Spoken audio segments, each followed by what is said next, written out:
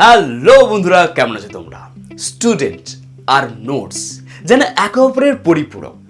Notes ছাড়া student যেন অকেজো। ঠিক যেমন যুদ্ধ করতে গেছি আর আমার হাতে কোনো বন্দুক নেই, কেমনটা হয়?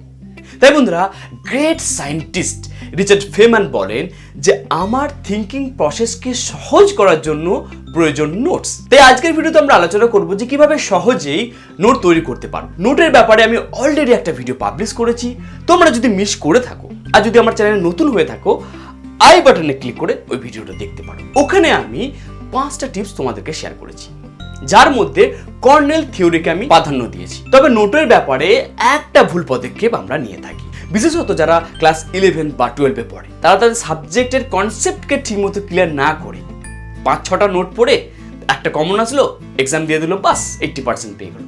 এই থিওরিতে, এই কনসেপ্ট নিয়ে তারা চলে, যার ফলে ভেতর থেকে ওই স্টুডেন্টটা স্ট্রং হতে পারে না। তাই বন্ধুরা, নোট প্রয়োজন, কিন্তু এমনটা নয় যে আমরা শুধু নোটের উপর ডিপেন্ড করছি। অ্যাকচুয়াল যে concept subject wise, chapter wise, সেটা আমাদেরকে বুঝতে হবে।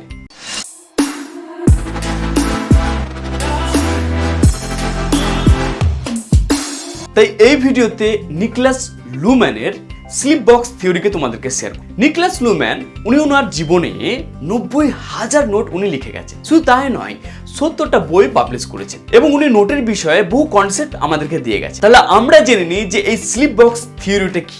এই থিওরির পাশাপাশি কিছু বোনাস টিপসও এই ভিডিওতে তোমাদেরকে শেয়ার করব। তো বন্ধুরা, নিকলাস লুম্যানের কনসেপ্ট অনুযায়ী যখন কোনো আমরা একটা চ্যাপ্টার পড়তে চাচ্ছি, অর্থাৎ ধরো তুমি ইংলিশ পড়ছো, ইংলিশের চ্যাপ্টার 2 আমি ধরে নিলাম।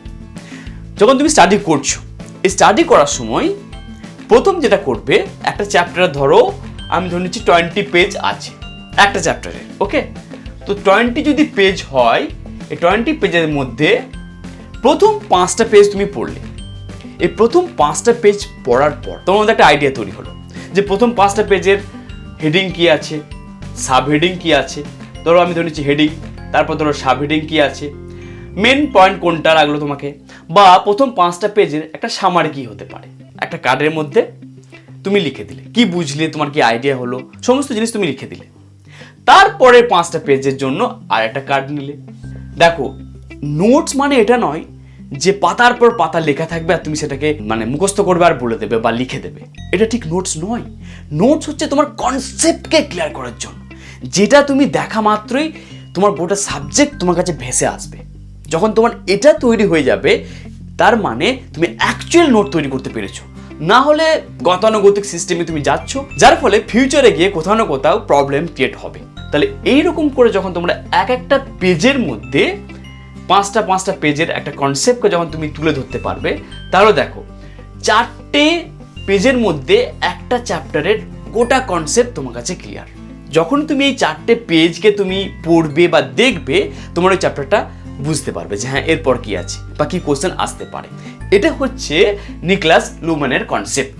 তাহলে দেখো বন্ধুরা, যে কোনো সাবজেক্ট তুমি যখন পড়ছো এবং প্রত্যেকটা চ্যাপ্টারে যদি তোমার কাছে একটা করে কার্ড থাকে, অর্থাৎ 4টে কার্ডের মধ্যে একটা চ্যাপ্টার তোমার লেখা আছে, তাহলে কেমন হবে যখন তুমি প্রিপারেশন নিচ্ছ এক্সামের জন্য। এর পাশাপাশি বলবো, যখন তোমরা নোট নিচ্ছ, অনেক রকমের কালার ইউজ করো। বিভিন্ন রকমের কালারকে তোমরা হাইলাইট করার জন্য ইউজ করতে পারো। এটা তোমার অনেক নোটকে সহজ করে দিতে পারে। আমি আমার একটা ভিডিওতে মাইন্ড ম্যাপিং টেকনিককে সহজ করে বোঝানোর চেষ্টা করেছি। তোমরা নোট যখন তৈরি করছো, অবশ্যই মাইন্ড ম্যাপিং টেকনিক ইউজ করতে পারো। এছাড়াও তোমরা ফ্লো চার্টকে ব্যবহার করতে পারো। তোমাদের যদি ভিডিও ভালো লাগে, অবশ্যই সাবস্ক্রাইব করো, লাইক এবং কমেন্ট করতে ভুলো না। পরের ভিডিওতে আবার দেখা হবে বন্ধুরা। Thank you very much.